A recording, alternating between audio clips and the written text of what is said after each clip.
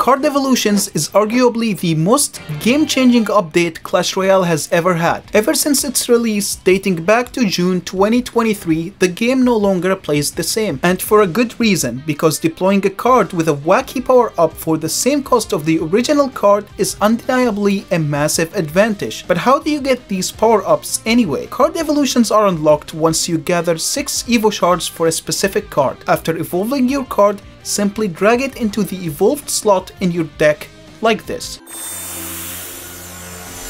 In-game, your evolved cards will have a counter above them. Every time you play a card, it gives you 1 diamond. Once you fill up the counter above, your card will be evolved the next time you play it, and then you would have to refill that counter again to use the evolution a second time. Understanding the mechanic isn't enough because evolutions play very differently, so I will be explaining every single evolution released in 2024. Just one small thing, I kind of felt bad for the evolutions released in 2023 because I wasn't making Clash Royale videos last year, so I decided to include them anyway. Starting off with Skeletons, a 2-cycle evolution released June 2023. The first major difference is that you get 4 skeletons on deploy instead of only 3. Their ability allows them to duplicate every time they deal damage up to a maximum of 8 skeletons spawned at once. The limit is locked to the set spawned, so if you deploy a second set of Evo Skeletons, you can get away with having 16 of them at the same time. The fact their ability triggers on attack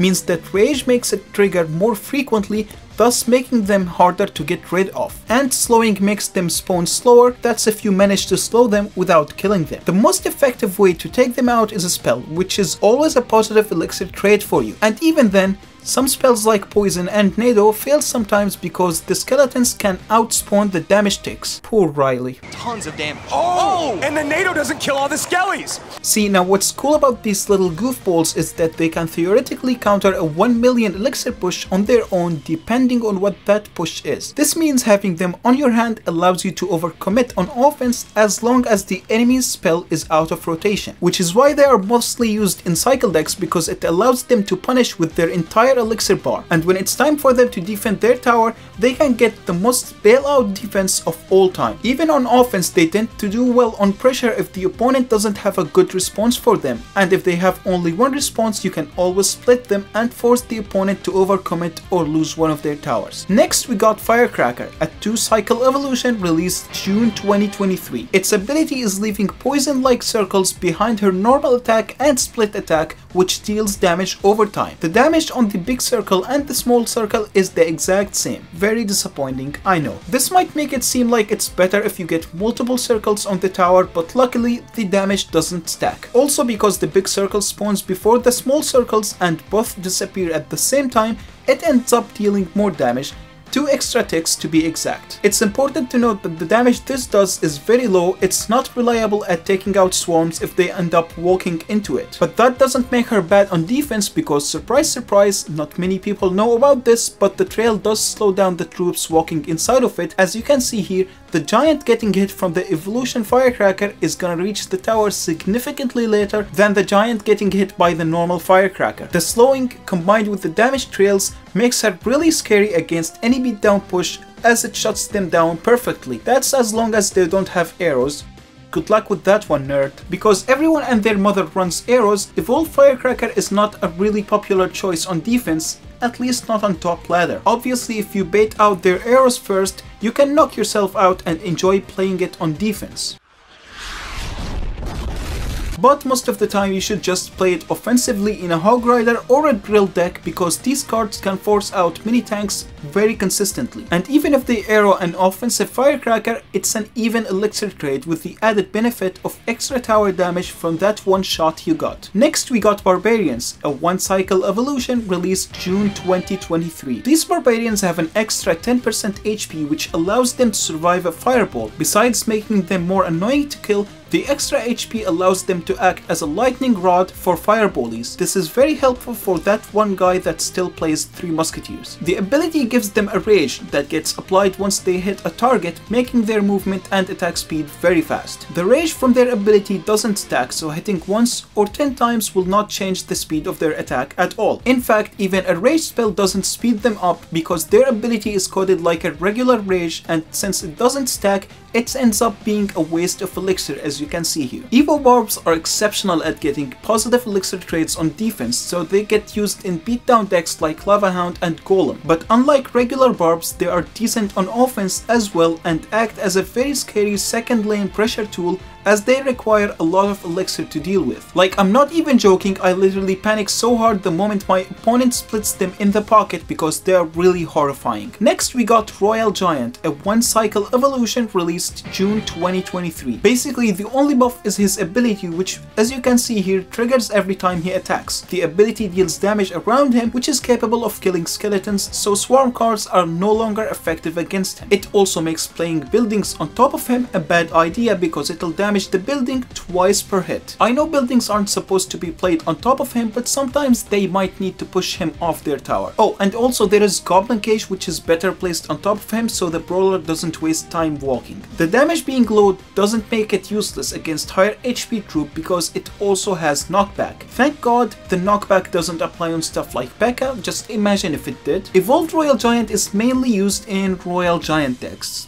Jokes aside, it actually plays a little bit differently. For example, it uses Rage instead of Log as a small spell because it allows that Royal Giant to get to his target faster. Besides that, Raging makes the ability trigger faster, sometimes it perma-stuns some units, so the synergy here is through the roof. Some Royal Giant decks use Ice Wizard or Ewiz because it allows for some perma-stuns, but it's just a bit more expensive than Rage and overall less effective. Modern Royal Giant decks use mini-tanks like the Monk, which at first I thought was just to help take down buildings quicker, however turns out it helps prevent the opponent from dropping cards directly on the Royal Giant, which makes the knockback more effective. Also, not so many people know about this, but the Evolved Royal Giant projectile is coded a little bit differently and has a 0.5 tile splash damage radius for some reason. This different coding also allows the Monk to reflect his shots, which normally he shouldn't be able to because it only targets buildings. Next we got Mortar, a 2-cycle evolution released July 2023. First things first, Evolved Mortar has a faster attack speed when you compare to the regular one, which means he will get significantly more DPS for the same cost. The special gimmick it has that it spawns a goblin with every rock it shoots. This goblin, when left ignored, will get at least 1 hit on your Cannoneer and Duchess towers, and it will get 2 hits on the Princess tower, which basically doubles your mortar damage. For them to get 0 hits on their tower, they have to use a spell or a Mega Knight on each goblin, which is impossible. Bro, can you stop? Please? I am sorry. The goblin spawning make this card play differently because now instead of watching your goblins die one by one, you have to worry about tanking a crown tower, which is out of the norm for siege decks. But they also make it easier for your opponent to distract your mortar because their mini tank will stop frequently to deal with the goblins that spawn. As an upside though, it makes distracting with spirits impossible because the spirit will jump on the goblin, so it won't be able to waste another mortar shot. Usually regular mortar decks play to chip down towers slowly, and it's not like you can't do that with Evo Mortar, but it's just way more effective to play with bait cards as it overwhelms the opponent really quickly and would ensure that you always have something tanking for your goblins. Plus, the Evo Mortar gets so much damage if it connects on towers, it makes it possible to play around a single connection instead of having to fish for like 5 connections throughout the game. Next we got Knight, a 2-cycle evolution released August 2023. This dude gets a massive damage reduction that rocketing him deals less damage than fireballing a regular knight. I need you to understand that with his shield, he has around the same HP of a Royal Giant for literally half the elixir cost. His ability is always triggered as long as he is walking, but once he starts attacking, he starts taking full damage from all sources. It's worth noting that freezing him with his shield active keeps the shield active, and freezing him when it's off keeps it off. This applies to nearly everything, so just take it as a general rule. Logically, this mechanic means that kiting him to the middle of your arena with a ranged troop is no longer an effective method to deal with him. Instead, you will have to either force him to attack some skeletons so he can take full damage, or just use a mini Pekka or something. Being nearly immune to ranged attacks makes it better to play him far away from them on defense, as it results in reduced damage on him and keeps him on your side for longer. The best application to this is against Expo, as playing him on the bridge won't keep his ability on for too long, but playing him in the back will almost shut down the entire Expo, as they can't really do anything about it. Another very helpful use is to distract a bunch of air units to buy you some extra time in case you didn't have the proper counters in hand. Evo Knight is used in almost every deck. It's just like one of the most versatile evolutions in the game, as the cycle decks that already run him would obviously benefit from him being more tanky than usual, and beatdown decks ended up using him as a tank for their tank. You heard that right. August 2023 was really something else. Next we got Recruits, a one-cycle evolution released September 2023. They are exactly the same as normal Recruits, literally zero changes as long as they have their shield on. Now once you remove their shield,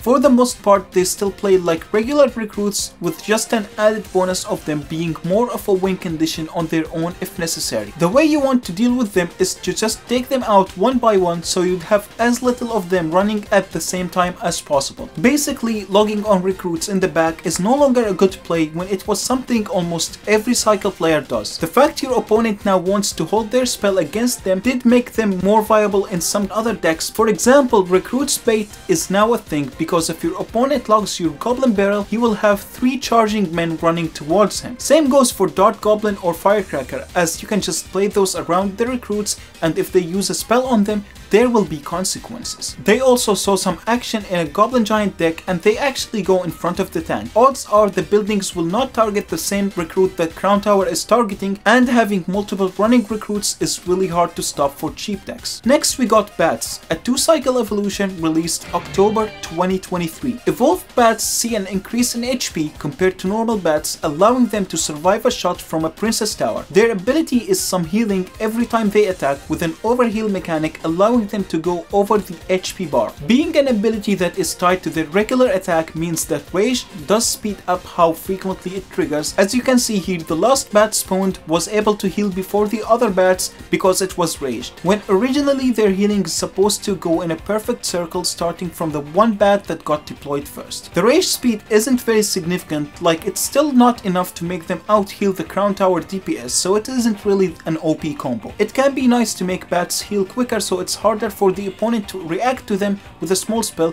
but most of the time it doesn't even work. They are still played the exact same as normal bats, mostly as a zap bait card because they are just very dangerous when ignored. The one cool thing about them is once they heal, they become immune to zap, so basically they start acting as arrow bait. You will mostly see them in Mortar and Mirror bait decks, which is already something that uses bats before the evolution, so nothing too different here. However, with the Evo, it's now a bit more appealing for some beatdown decks to start using them, maybe instead of minions or whatever. I at least know E-Golem players like using them alongside with Evo Skeletons because they love being annoying, and those two Evos are a decent bailout to stupid plays. Next we got Archers, a 2-cycle evolution released November 2023. Stat-wise, they got 1 extra tile of range, so they can now outrange things like Cannon when previously they just couldn't. They still have less range than Dart Goblin, since as you can see here, they can't outrange Inferno Towers. Their ability doubles their damage once they hit a target from a certain distance. Basically from 0 to 4 tiles, their arrows will be normal and deal regular damage, and you can see that by looking at the Hunter interaction because he is a 4 range card. But anything between 4 and 6 tiles would have them shoot a powerful pink arrow that deals double damage, and you can see that on the Bomber because it's a 4.5 range unit. The damage when the ability is active is kind of ridiculous, especially given that there are 2 of them. The charged arrow compares directly to a regular Musketeer shot, so for 3 elixir you are getting 2 Musketeers worth of DPS. The only catch is they are really squishy.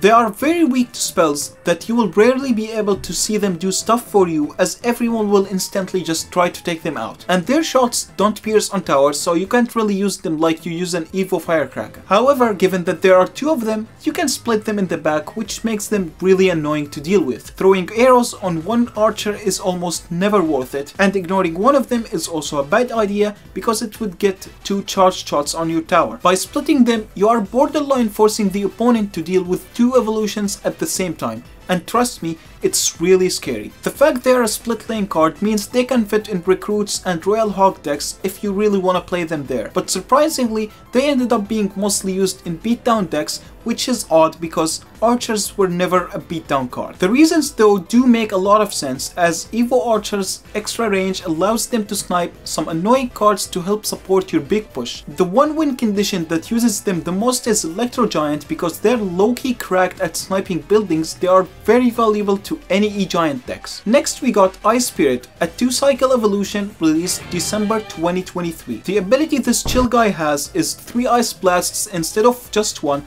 that stays on the troop it jumped on and freezes it 3 times. The Ice Blast is like a regular Ice Spirit, as it would freeze multiple troops in a certain radius. The cool thing here is that if it jumps on a single skeleton, it isn't exactly wasted, as it drops this diamond thingy that would continue the freezes on the tile it died on. Now let me get this straight to you. This little sucker is basically a 1 elixir freeze, because the combined time of the 3 freezes is 3.6 seconds when a freeze stops stuff for 4 seconds. It's very strong against beatdown pushes, to the point that I can confidently tell you that you physically cannot push if the opponent has it in hand. Cycle decks tend to use it because it allows them to stupidly dump their entire elixir bar to pressure something like a Pekka in the back without worrying much about defense. Even when they are effectively down like 10 elixir, you can simply just Evo Ice Spirit their push with any small support troop and just shut it down completely with practically close to no damage on your tower. The main reason it isn't the best Evo in the game is because it's not really that great against cycle decks. The damage from Ice Blast isn't really significant enough to shut down small things like Wall Breakers when they are being tanked for. And the duration between the Ice Blasts, it's kind of like long that quick troops used in cycle decks will get a ton of damage on your towers. That doesn't mean it's entirely useless against cycle decks, cause it kind of can be used to take down a princess or a dart goblin, for example, and that would allow you to save your small spell for goblin barrels and whatnot. Basically, in a beatdown meta, it's very valuable, probably a top 1 Evo a cycle player would want to use. But if beatdown is dead, you're probably better off switching it out for something else. Next we got Valkyrie, a 2-cycle evolution released January 2024. She does get a tiny HP buff when evolved, making her a bit more tanky than what you are used to. Ability wise, she gets a tornado effect on her attack that deals half the damage of the regular tornado spell. This ability doesn't drastically change what she does, so she is still just used in the same decks that already played her before the evolutions. It just makes her slightly more effective in some cases, as you would chip down some troops very far away from her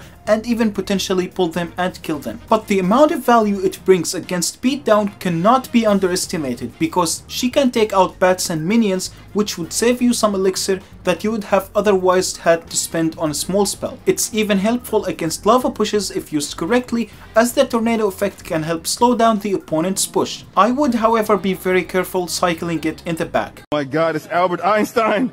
It's Albert Einstein! Oh my god, it's Albert Einstein! Oh my god! You can also utilize the tornado effect and go for deeper building placements that would otherwise not have worked. Or don't even use a building at all, because a single Evo Valk in the back is more than enough to stop any type of giant with absolutely 0 damage taken. You would think it's unrealistic as no one plays a tank on its own, but if you spam everything on the opposite lane and make sure they can't support their tank, you get a free defense. It can also pull away stuff that are already locked on tower and reduce damage taken. Overall, very solid defense without being 2-0 skill. Next we got Bomber, a 2-cycle evolution released February 2024. This dude's ability would make his bomb bounce 3 times, dealing the same damage on all 3 bounces. I think we all know where this is going. He's basically used exactly like Evo Firecracker to snipe towers from your side of the arena. He does slightly less damage than she does, but he costs 2 elixir, so I guess it's fair. Besides that, his attack starts faster, so it's harder to react to him, thus making him more likely to get 1 or maybe 2 shots in. Unlike Evo Firecracker, Bomber is way more versatile and can be seen in both quick cycle decks and heavy beatdown decks for a few reasons. First of all, he has more HP, making him slightly harder to get rid of than Firecracker. I remember this one time an E-Golem player played a healer on him right as I used my arrows, and this ended up saving him.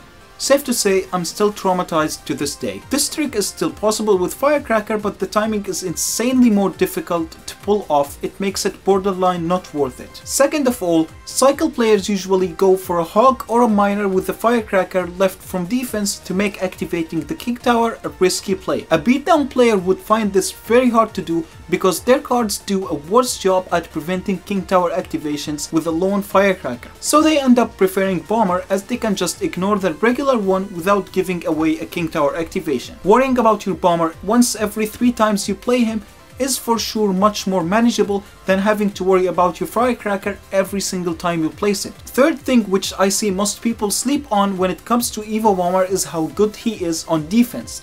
People get caught up so much in the potential to deal 1000 damage on the towers that they forget how crazy he is against big pushes. And he is even great against small units, like he fully counters a Goblin Barrel on his own. Next we got Wall Breakers, a 2-cycle evolution released February 2024. This evolution has 2 forms, being the evolved Wall Breakers themselves, which are running on a bigger bomb, and the 2 small runners holding dynamite sticks. The evolved form is basically exactly the same as the regular Wall Breakers when it comes to HP, and would deal the exact same damage when it connects on buildings. Small runners spawn in after the regular form is killed, and they would deal half the damage of the regular Wall Breakers when they connect on tower. The one cool thing about this is that killing Evo Wall Breakers makes them explode, dealing death damage to take out small swarms so that the runners can connect on tower. This might seem like if you get the death damage on towers and then get the runners to connect, you would get 1.5 the damage you normally do. But that is not true, as the death damage on an evolved Wall Breaker is only half. As you can see here, the Archers can survive it. However, if you let it connect on tower, the Archers will no longer survive the explosion. The reason it works this way is because when an Evo Wall Breaker connects, it combines its death damage with the runner damage. Now this ability doesn't really make it playable in other decks besides the original deck that used to run Wall Breakers anyway. It doesn't offer any unique properties to justify running it in a Lava Hound or a Golem deck. They mostly still play the same as regular Wall Breakers, but just slightly more immune to spells, as they would get half the damage when arrowed. And they also feel significantly more annoying to kill, as they can just easily get rid of skeletons and keep on running as if nothing happened. Even against heavier decks, they would still feel like 4 targets instead of 2, since each one of them would need to take 2 hits from their stronger single targeting units. Other than being a super buffed up version of Wall Breakers, they can also be used on defense, because with both explosions you would get more damage than arrows for just 2 elixir. Next we got Tesla, a 2-cycle evolution released March 2024. One of the more simple evolutions, as it basically just sends a shockwave whenever it comes out of the ground.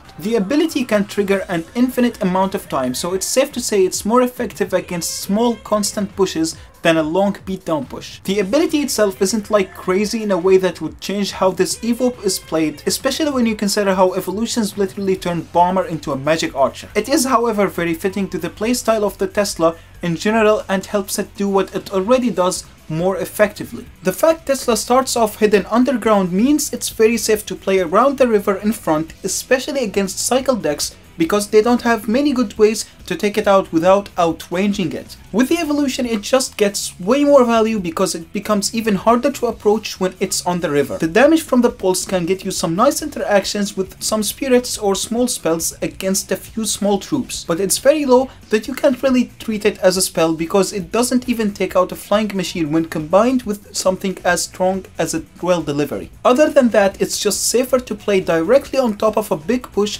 because of the stun from its ability, and I guess it kind of does okay against Graveyard. Next we got Zap, a 2-cycle evolution released March 2024. The evolved Zap is basically 2 Zaps.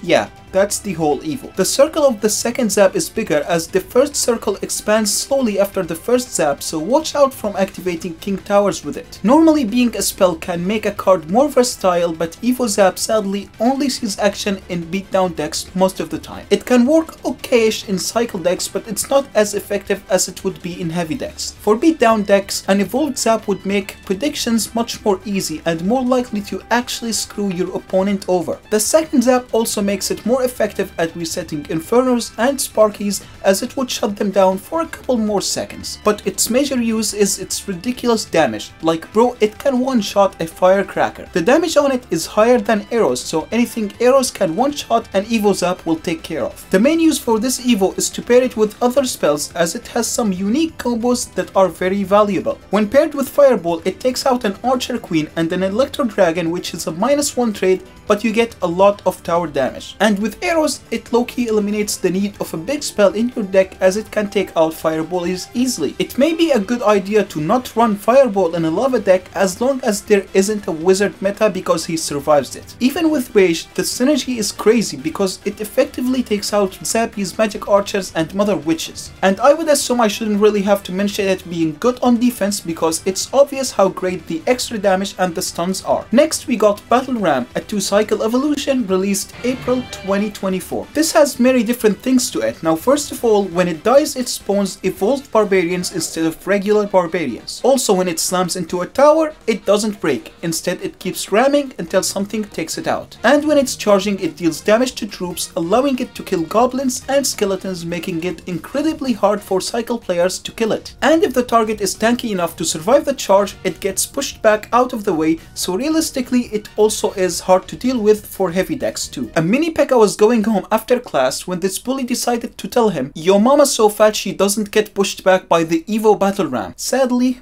the bully was right, because the Evo Battle Ram does not push heavy troops. There is a limit of 1 push per troop, so you can't get the same unit pushed multiple times, as this would make it impossible to stop for some cards. Lucky for us, every stun or knockback in the game works on it, so countering it is only slightly harder than a normal Battle Ram. Same goes for buildings, like they do work, but it's just less effective because the ram doesn't break on impact. Not spawners though. Don't even think about it. Interactions with air and ranged cards are all unchanged because they don't get in range of the pushback anyway. The way you want to use it is exactly like a regular battle ram, as it needs something in front of it or it will end up dying very quick. But this time, instead of freeloading, it can actually make your push more deadly by assisting your Pekka with swarm cards. Next we got Wizard, a 1-cycle evolution released May 2024. The Wizard spawns with style, a fire shield and a fancy sound effect.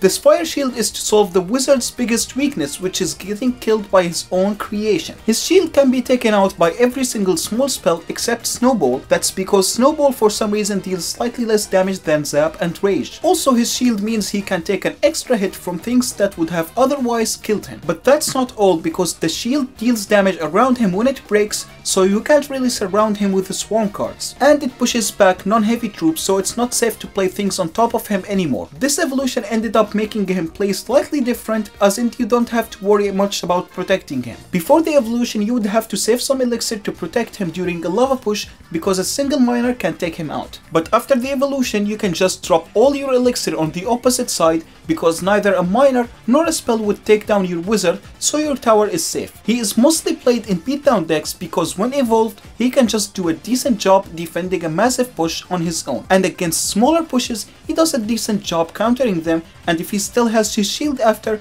he would be very scary to counter push with. Some cycle decks also opted to use him. I think some hog decks run Evo Wizard because it's very hard for beatdown players to take out. Next we got Goblin Barrel, a 2-cycle evolution released June 2024. With this you will get 2 Goblin Barrels for the price of 1, which sounds broken because it actually is. The only major difference is that the second barrel has fake toy goblins that will have less HP than normal goblins. This fake barrel gets deployed in the mirrored position of the real barrel you deploy, so it's not really hard to know where you will get it. That will allow you to play both barrels on enemy towers, which is exactly how this evolution plays. Ideally you want to have something tanking for the fake barrel, so the opponent would have to spell both of them, leading to a massive negative trade. But sometimes mixing things up based on your opponent's deck can be a smart move.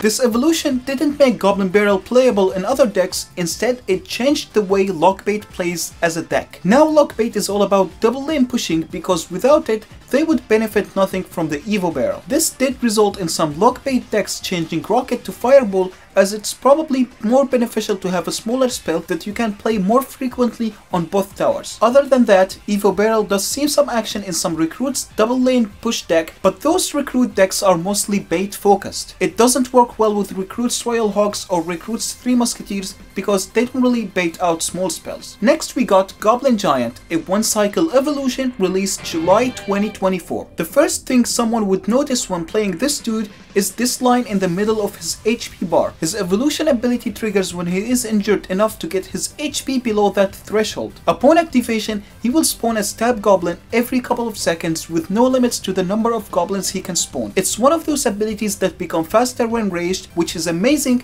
considering Goblin Giant decks always run rage in them anyway. This ability is a perfect design for the way Goblin Giant plays, as these goblins can tank Electro Dragon shots for your Sparky. And if your Giant dies, the tower will not target the backline support immediately, as the goblins can tank for them a tiny bit. The main issue with this evolution is that it doesn't really make his bad matchups better. Like, what would an extra goblin do against a building cycle deck? A lot of the Evos released ended up fixing the weakness of a card or solving one of its core problems, like we saw with the Wizard. This one not only plays the same, but in some matchups I genuinely sometimes forget that it's evolved because it literally makes no difference. Recently people figured out an alternate way to use it, which consists of tanking for it, which is wild considering that it's a tank by itself. When you tank for it, its HP won't drain quickly and it will probably hit half HP from splash attacks, but survive way longer because the tower isn't focused on it. This changes its role from a tank that spawns 2 goblins into a support card that needs to be taken out immediately or it will win the entire game. Next we got Goblin Drill, a 2-cycle evolution released July 2024. When you hover it around, it looks normal until you get it on the tower, then you would see some weird things all around the opponent's tower. Once the drill pops up, you will notice it has 2 indicators on its HP bar similar to the evolved Goblin Giant. Every time the drill HP gets to one of those indicators, it will dig down and move to another spot on a different side of the tower. Many people don't know this, but if it gets one shot, it loses all submerges and basically gets wasted, and that's intended, not a glitch. However, dealing very high damage without killing it can get it to save both submerges, in which it would do them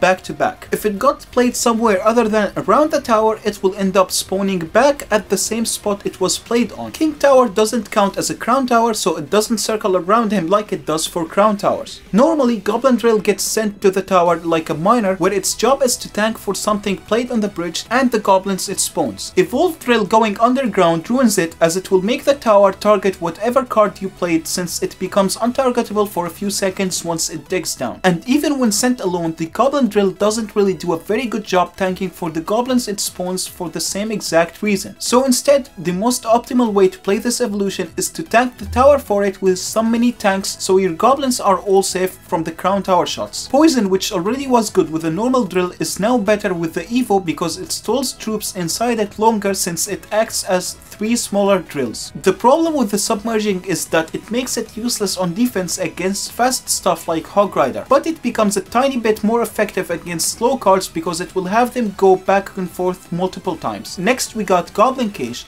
a 1-cycle evolution released August 2024. Coming straight out of Looney Tunes, the ability allows the Goblin Brawler to stick his hand out and pull anyone in, and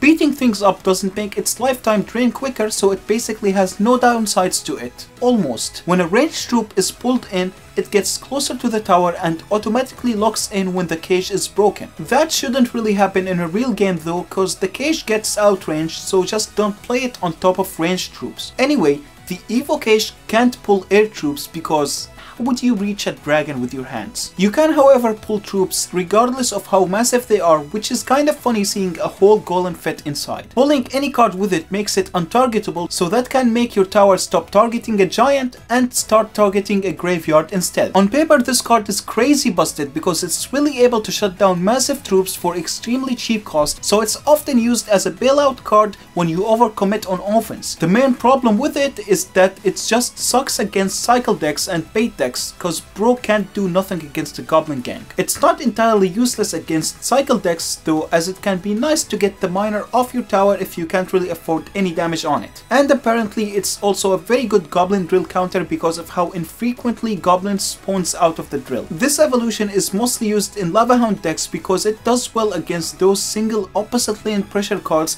that gets played against you when you lava in the back. Graveyard decks also use it often because they have always used Goblin Cage, so nothing new here, but it's better cause the brawler has a bit more HP when evolved. Next we got Pekka, a one cycle evolution released September 2024. This one might be the most basic evolution in the entire game. Every time it kills something, a butterfly spawns which heals the Pekka. Very generic ability. This effect applies on buildings as well. The one special thing about this is that she can heal over the max HP, kinda like Bats, so almost no healing will be wasted. This evolution combos well with the Rage because the faster she attacks, the more healing she gets. And the damage from the Rage makes many things get one shot by the Pekka, so it's less likely for other cards to steal the kill from it. Because of how basic this evolution is, she isn't seen in any new decks as it just functions as an overbuffed regular Pekka. But it did make the matchup against bait decks a bit more manageable because Pekka will just heal and survive for longer. Next we got Mega Knight, a one cycle evolution released September 2024. This dude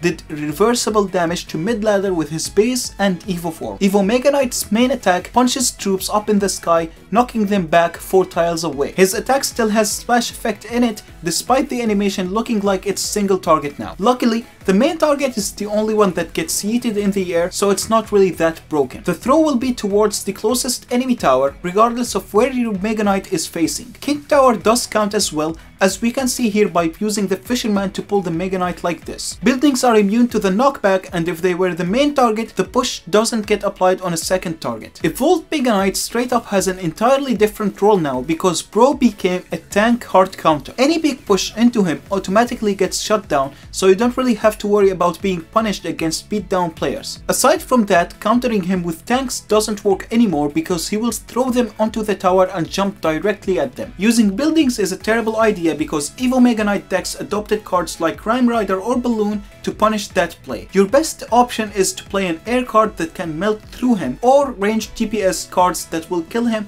while you stall him with some swarm cards or multiple mini tanks. Random fact by the way, the wideness from the Evo Mega Knight punch can't stack. I had to mention this white Pekka thing here in case you missed the short that I posted on it.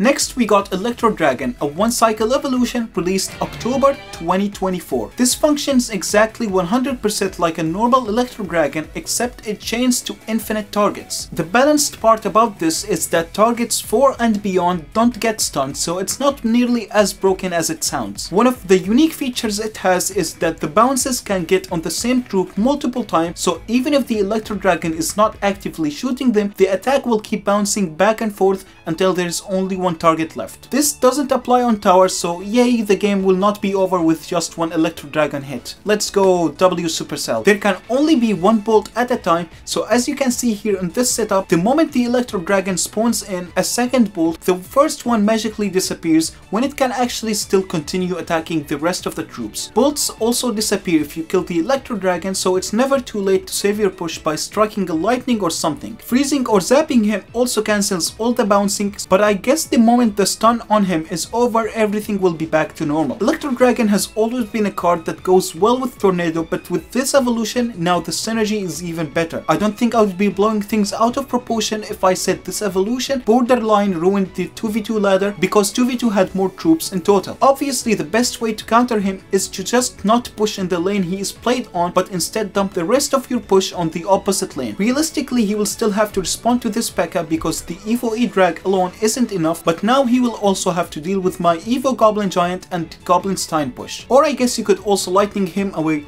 Oh, for the most part, he doesn't see any action in decks outside of the archetype he used to be played in, like Golem, Elixir Golem or Lava Hound. There are a few graveyard decks and bridge spam decks that started to use him for a very understandable reason called being very broke. Next we got Musketeer, a 2-cycle evolution released November 2024. This one is very unique compared to the examples before it, as it has a single use, or should I say a triple use ability that gets consumed for good. The range on this ability is shown in a long pink column that has infinite vertical range but very short horizontal range. Once it locks on a target, it starts shooting sniper bullets, which she has 3 of. The damage on these bullets is high enough it can take out an archer queen, aka it's about the same damage as a lightning spell. As a concept, this evolution is rather simple to understand, but the outplay potential it has is very good. The biggest mistake you can do with it is to just play it in the back normally, because it's easy for the opponent to waste the entire evolution with a bunch of skeletons. Instead, you need to treat it as a big spell that gives you a Musketeer for free as a bonus, and not a Musketeer that does something special. And big spells often require you to learn the interactions they have with other spells, so I suggest you do the same with Evo Musketeer sniper shots. Besides using it to snipe troops, it also proved effective to use against buildings, which is helpful for all the hog and balloon decks that already use it. Obviously, she is very weak against cycle decks, so it's not really that useful for heavy decks to play it over something like Evo Zap. Not to say that heavy decks don't ever use it, because some Sparky decks did opt in to play it so they can snipe Electro Dragons or Inferno Towers. However, it's mostly strong versus heavy decks, which is why it gets played in extremely fast cycle decks like Balloon 2.9 or Hog 2.6, which she already was good in. Next we got Cannon, a 2-cycle evolution released November 2024. The moment you hover this card to deploy it, you will notice a bunch of weird circles all over the arena. What these circles do is basically,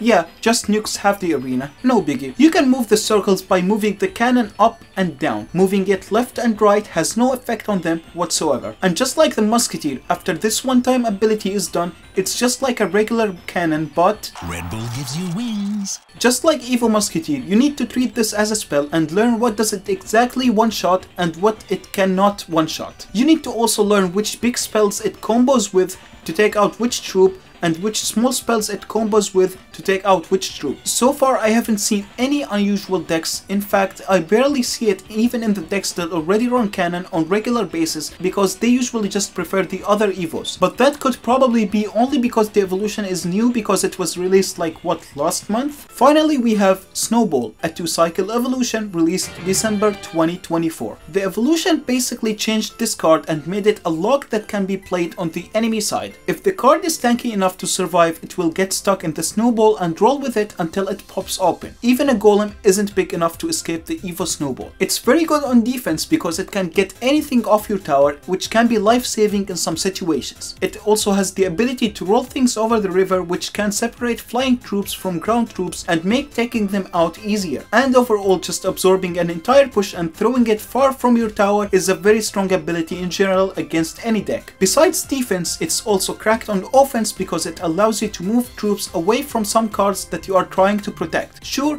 it can't push things away from your Ram Rider or Balloon like an old Snowball did, but it can push things into the tower, and when used correctly, let me tell you, it's crazy. It can also make your X-Bow lock on tower by making their tank untargetable for a few moments, or take things off your Goblin Drill or Miner to guarantee damage on the tower or force an overcommitment from your opponent. The possibilities are limitless as long as you are creative and know what you're doing. So if you want more in-depth explanation for each evolution, I will have a nutshell playlist on the screen right now, which I break each evolution down into its own video. However, any evolution released before Battle Ram doesn't have a video because back then I wasn't really making any Clash Royale videos, my dudes.